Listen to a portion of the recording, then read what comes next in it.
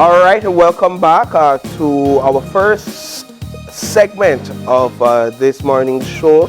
We have a conversation lined up for you guys with the Executive Director at Beltraide, Dr. Leroy Almendares. It's an exciting conversation for entrepreneurs, for small, medium, and micro business owners out there. You want to know how to make your business more competitive, how to get over that hurdle, that hump that COVID-19 may have caused, and how to see challenges as an opportunity for growth and expansion. Well, this conversation is for you. Good morning, Doctor. Good morning. Good morning, Paul. Good morning, April. Pleasure to be here. Thank you for coming by. So, talk to us a little bit more for those that missed the interview with you and Paul about the competitive awareness campaign. Well, every year what we do is we have designated May as National Competitiveness Month. And basically, it's to take a look at the whole business landscape, to see what businesses are doing, to see how we could assess them. And we come up, for example, the theme this year, really it's unlocking competitiveness through innovation and transformation. Mm-hmm. So basically, what we want to do is to take a look at how do you remain competitive, especially with the impact of the pandemic, COVID. Because when that occurred, none of the businesses, or hardly any of them, were ready. And think about a micro enterprise, and how do they make those adjustments in order to even survive. Mm-hmm. The smaller enterprises were also challenged, and so were the medium. Mm-hmm. Now, a lot of the recovery activities or initiatives by the government practically rest on this same sector. Mm-hmm. They contribute over 70% of employment, over about 50% to GDP, in other words, the wealth of the country. And so imagine that the sector falls or fails, and what happens? They would then have to be somewhat subsidized by the government, or who supports them. Mm-hmm. And imagine the amount of unemployment that would be created, etc. So it's a way of taking stock and to see what they're doing, how they had made the adjustments. Some of them had pivoted, etc., and are surviving, because like anything else, the pandemic is a threat, but was also an opportunity. Mm-hmm. So that's what we're looking at. So yesterday was the launch, but throughout the month you will have different activities with the private sector, and again, really just continuous engagement. Yeah. You made mention of the fact that MSMEs, that they make up for a large portion, the largest portion of the business community, correct? So speak, if you would, to perhaps the employment within MSMEs. Well, in terms of one of the things that we still need to correctly get data for is the total amount of these enterprises that exist in the country. Because you have informal and formal. Mm-hmm. And those informal don't even have to register. In other words, on Coney Drive, if you want to set up shop somewhere, you set up shop, and today that's your address, tomorrow it's not your address. Mm. So it's hard to collect that kind of data.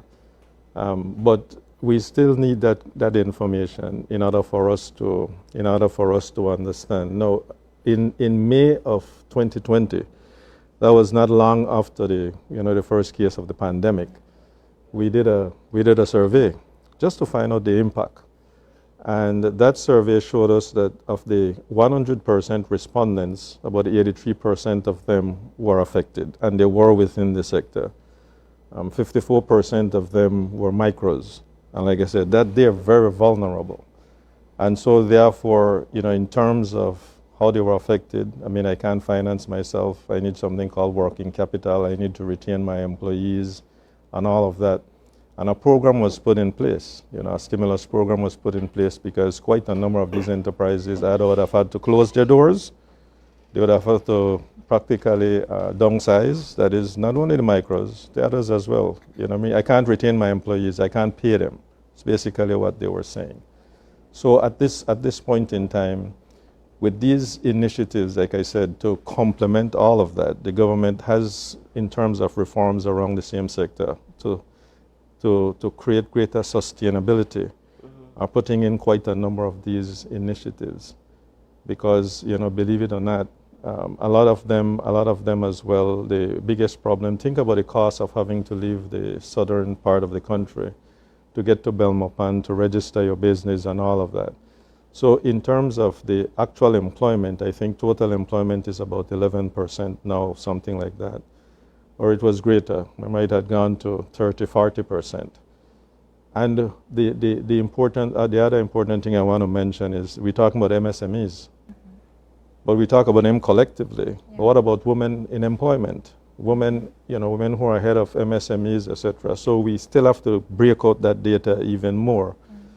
And that's a challenge based on the question you have, because if we don't know how many of them are actually have closed their doors, are presently not employed, and who need some kind of subsidy, that poses even a greater challenge. Yeah, and I'm certain that there are businesses that had to close their doors during the pandemic due to financial constraint, formal or informal. We probably won't hear much of those stories, even of businesses right now trying to bounce back, saying, oh, I see the place reopening, let me see if I could reopen.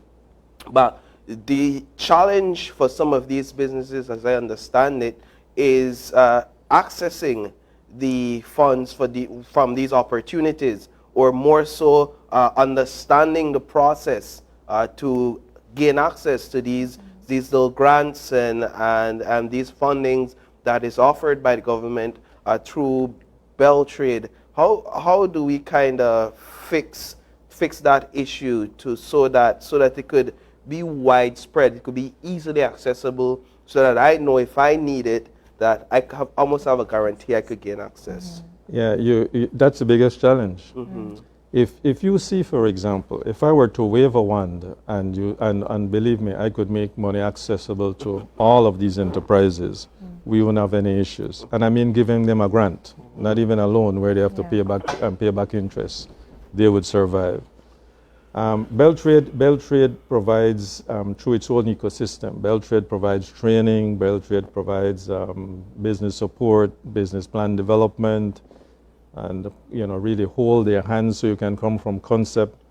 If an enterprise is near export ready or ready to export, because again, most of the businesses that export come from within this whole sector.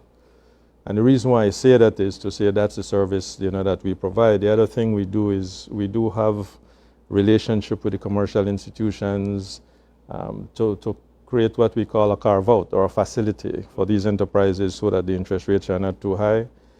We also have, for example, there's a program that has been launched, but we now just received the funding for it. It's called the Belize Enterprise Revolving Fund. And that will assist at least 40 of these enterprises, but they have to be women, and the other demographic is youth.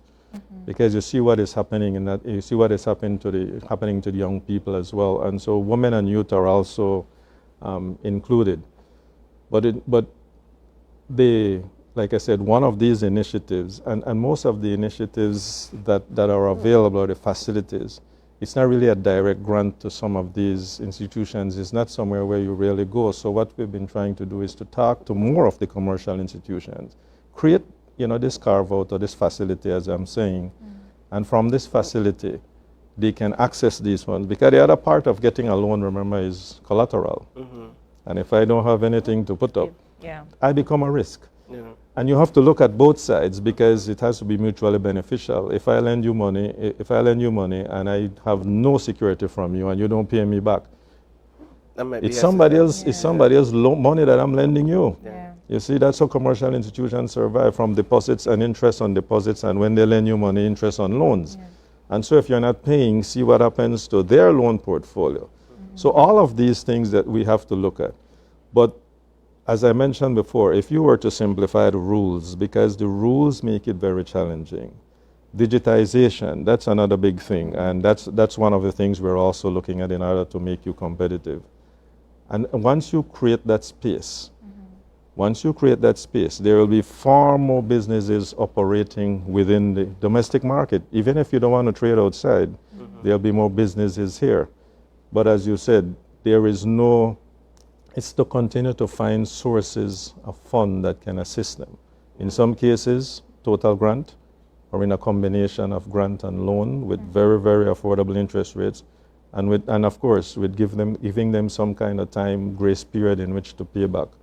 Because that's one of the big challenges that they really face. Is there any conversations or workshops or activities for this month that will attest to maybe jump starting a business? I know it's competitiveness, but is there any conversation about how do I don't know anything about business, I don't know anything about marketing, I don't know, how do I gauge my audience, how do I know what kind of business to start? You know, that's a very good question. As a matter of fact, some people tend to want to go into markets where they see everybody's jumping into. Right. But remember, if it started with Paul, Paul makes 100% of the profit because everybody's buying from him. But then April joins the market and you take away his profits. Then I join the market and then the three of us. So we know it's, if we share it equally, it's 33, 33, 33. But Paul might have a way of saying or doing his marketing, whether it's using Facebook or digital, and say, you know what, my product is still better. See, my product is still better. There is something that I have done to my product to position it, because positioning is important. But at some point in time, if Paul does not maintain that kind of quality, see, then they move to April. April did not put in the additional funds. She was taking the money she was making on a daily basis and spending it. And here is not the case, because women are better money managers, right, Paul? Sure. So we're giving. So April then manages her money. Does a little bit, really just changes the product a bit, still making it more competitive. So we're saying that startups are important. If you're somebody who have just conceptualized a business, but conceptualize it innovatively, because you see what happens. And I'm not going to use the Panada story today. But, I was going to say, if you produce X, right? If you produce X becomes, at some point, all the profits that can be gained from X are gone.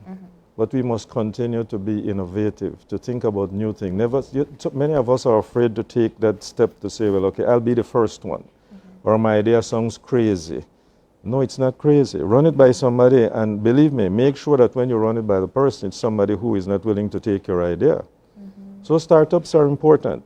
We last year at our Belize, first ever Belize Investment Summit, we had a startup competition, and it was financed by Taiwan, and the person who won got 20,000 Belize dollars. We had over 100 individuals who sent in their 1-minute videos, over 100 of them. And we were able to assist 4 immediately, but within those 100, there were some very, very creative ideas. They're very, very creative ideas. But sometimes, remember what we do. It's like in the classroom. I will do this because I need a grade. In that competition, I sent in my video because I want the money. But something has to materialize from what you have sent in. And yesterday at the launch, you would have seen one of those enterprises that won. So startups are encouraged. Financial management, I think, also is a huge part of being an entrepreneur in this space. You have the money, but how do you capitalize on this finance to invest in a manner that almost guarantees growth, that guarantees return and guarantees profit? We don't always know how to do that. And so what we tend to do, I think, is we tend to take the money and say, I think this is what I need to do, and we do trial and error. Is there a way where you could spend and guarantee returns and profits? There is. Let me give you an example. I once did a project for the African, Caribbean, and Pacific. The institute. They're situated in Brussels, and I was a consultant. And part of what I had to do was to make fishermen more not only creative, but more profitable. In other words, the work they did. And what I did was I met with them, in Belize City, in Sartineja, and as long as you utilize not only language, but what they do, they will understand that they're a business.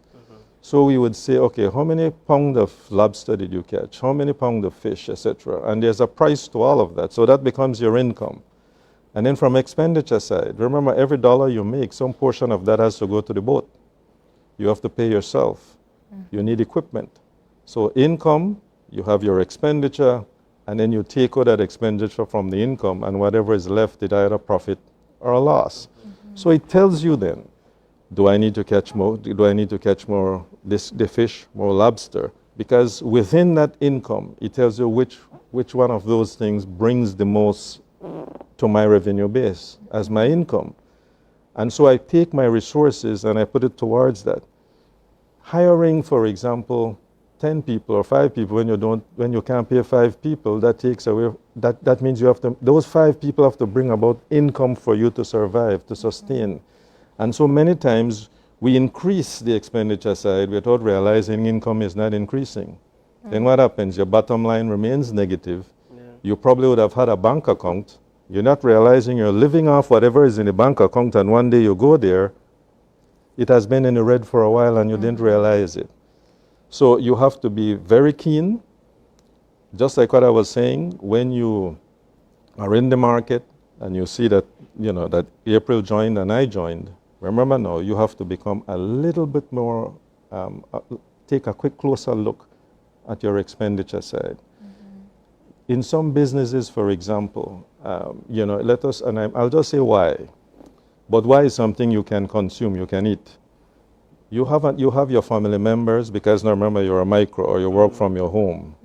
Every day they come, you're making a product, they take one, April takes one, I walk by and say, man, can I take one? There's a cost to that, There is. Yeah. But we don't factor it as a cost, and it can't be in your income, you see? So what happens? You're losing money. But they do this on a daily basis. And that is why when you do business, you have to, even the family has to understand, this is a business. And we must take into consideration that we must be setting something aside in the bank account, not under the mattress, because it's easy to take out from there, but in the bank account. Agree on a portion of every dollar that will go there. And once it goes there, take a look. And every day, really take your books, the true costs, because sometimes we don't factor in true costs. We don't factor in everything. And then this is my revenue, as I said. And then at the end of the day, I will see really if I'm making money. If you see consistently that what you are making as a profit is now declining, and getting lower, it might be time to either change course, right? Change course. The pandemic caused a lot of these businesses to pivot, to change course. They're surviving now, And not only did they make masks and sanitizers, they made the boots, they made quite a number of other things, and they survive. When the inputs that they needed, that they couldn't get from outside because of the pandemic affecting supply chains, they utilize locals. They utilize locals. For example, someone who was making ice cream, I believe it was, started to use even ingredients from people who made cakes. So you started to hear about new kinds of ice cream. So you see how it forced us to be creative, forced us to be innovative, and forced us to change course and to transform the way in which we do things, right? A change in how we do things for us to survive. Yes, we were forced, but also it tells you, something, I can survive. I should not be afraid, because there's business out there. And when you do that, you create business for other businesses as well. Sorry. No, I like that you talk about the supply chain international cutoff, but I wanted to talk more about educating businesses, especially MSMEs, on how they're able to retain material, get supplies from international markets do you educate them on stock? Do you educate them on taxes? Do you educate them on this is how much you're going to have to pay? This is your profit if you play your cards right. Are these? Yes, we do, Okay. and that's one of the things I was talking about just now. For example, through the Training and Employment Center, which is one of the functions of Beltraide, we do training, we do those kind of training for them to understand, but it's more under the Small Business Development Center, where you have financial management training, and I'm saying you, as practical as possible, don't take the accounting book. Okay. Because if it has nothing related to what you're doing, it still then tries, really, it's to bring the abstract, take it from the abstract. But if I'm talking about what I do, so yes, we do training. As a matter of fact, we engage with the tax service. And these enterprises have to understand, you don't immediately pay tax. Because GST, for example, there's a threshold of 75,000. If you're not reaching that threshold, you don't pay any taxes. But you have your books in order. You're registered, you're a formal business. There are quite a number of benefits that you can access. So all of these things, indeed, we do under the Small Business Development Center, and there are trainers at the center who do training in financial management. And we meet you at the level where you are. Because it's, like I said, the first thing you have to do to any individual, because I've seen it in other sectors as well, where they don't see themselves as a business. You are a business. And because you're a business, just like what I was saying, we have these training where we do, modeling and business plan development and all of that, like I said. But like I said, you take that information and let a person tell you exactly, as a business, what they do, how they do their business, and you can put that into some package and have them understand. Because, like I said, use their information. Use their information.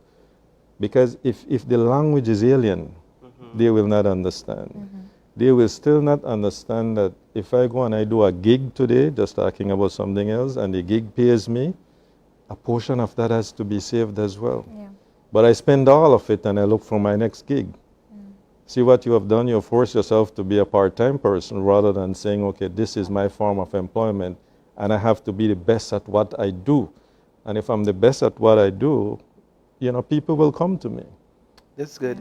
When we talk about innovation, one of the things we saw during the pandemic was migration of businesses to the online platforms. So I think it's every week I saw new business on Instagram. Yeah. Every other week, Facebook had some sort of business inviting me to like their page. Yep. And I would imagine this may have been a challenge pre-pandemic, kind of to get business owners to realize the advantage they would have in using technology. But then that just seemed to have become automatic because of the pandemic. So there you had an opportunity in a time of challenge. However, you guys shifted your work to add more focus to this area where social media and online business is concerned.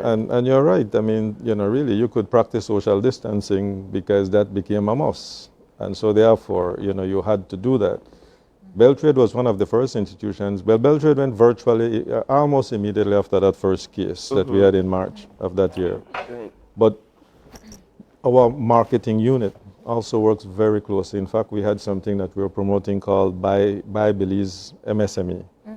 All right? And so you had that digital presence. But indeed, you see others that have been utilizing it. And believe it or not, I mean, go to where people go. Yeah. People go on Facebook. And if the first thing they see when they put on Facebook is you in their face, you are there first. Yeah. Then April comes and they say April's busy. And it's not only Facebook. You mentioned Instagram. TikTok, You also link websites, LinkedIn, and people are using TikTok. TikTok has become so popular. It has. And believe me, it captivates people. I've seen people sitting and I'm wondering what they're laughing about or talking about sometimes, and really it's TikTok. Yeah. So you have to go to people where they are. Yeah. And that doesn't require a whole lot of investment. It just requires positioning yourself. And remember, on Facebook, you can boost your presence. Yeah. Minimal cost, boost your presence, and people see that. And believe me, if it leaves a mark, they see what you have, see where you're located, sample the products, and of course you can do online delivery. The only challenge might be online payment. But you can still, really, a lot of people have become, they're so present that they don't utilize any other sources now. It's pretty much the digital presence. How does one keep up with that kind of level of fast-paced content creating? And I guess that the challenge no longer is making the product or having an idea, it's the upkeep of keeping the audience engaged. How do you do that, especially when the world now seems a lot smaller than it actually was? Which is true. But let me use Open Your Eyes as an example. I remember when Open Your Eyes started. How have you maintained the level that you have? How have you maintained the followership or the followers that you have? Consistency, quality. And I noticed, and believe me, one of the things I must say is that whenever you bring on your guests, you are prepared to talk to your guests. And so therefore, as early as you come on, there's still those people who will follow Open Your Eyes no matter what. The other thing is Open Your Eyes also has digital presence. You put on your computer in the morning and you go to Facebook or Instagram, you see Open Your Eyes. And then you get to know, so Paul becomes a household name. Well, April is now a household name because April is, I think, is one of the latest addition. Use that same example. It's the same thing you must do. You must be consistent. There are those when you start to consume their product after a while, they take out an ingredient, so it no longer has the same taste. Then they don't really care because you have, then you realize one day, but I only sold one today and yesterday was 20. If you follow for Open Your Eyes, your viewership, and notice there's a decline because you must do that. This is a competitive marketplace. If you watch your viewership declining, then you have to reinvent yourself, differentiate yourselves from the rest, change course a bit, and believe me, I'm telling you now, as a viewer, I have seen how it has transitioned and how you have made those necessary adjustments, because at some point in time you didn't have people in your couches here either. How do you maintain people watching somebody talking on television when they could be doing it and watching CNN? So it's the same thing with business. Don't give up on quality. It might cost you a little bit more, but you will be sustainable. And you'll find out that, remember now, a market, because so many were there, it gets saturated. Those who cannot keep up with that quality and standard will shrink away. Well, Doc, we're out of time completely. Okay. But as we close, just give us an overview of some of the activities that we have planned for Competitive Awareness Month. Well, for the rest of the month, you will have activities. You will have video development. We will engage different employers as well. Yesterday, we had an opportunity to speak to one, and basically in himself, he has become a conglomerate. And so these are different things that we'll be having. That interaction with different sectors or individuals or businesses within the private sector, to see what they're doing and how Beltraide can help to fill in whatever gaps that may exist. But it gives us an idea of how competitive our people have become. And in fact, remember, the competitiveness creates economic activity that will be greater sustainability. And as our economy recovers, it's important that we know that businesses are in fact surviving. Are some of these activities available for, maybe I don't want to be a part of the workshop, but I just want to watch. Is it available on all social media platforms? Most of them will be, yes, they will be streamed live. As a matter of fact, our activity was streamed live yesterday. So if you check the Beltraide page, you will see everything that is happening, and in most cases, they'll be streamed live. All right, well, Doc, thanks for coming Thanks to both of you as well. And April, pleasure meeting you. Pleasure meeting you as well, I Doc. met Paul before, so. All right, so with that, we'll take another break, and when we come back, we have SJC's Music School here to perform. Yes. Didn't I tell you? Let's take that break.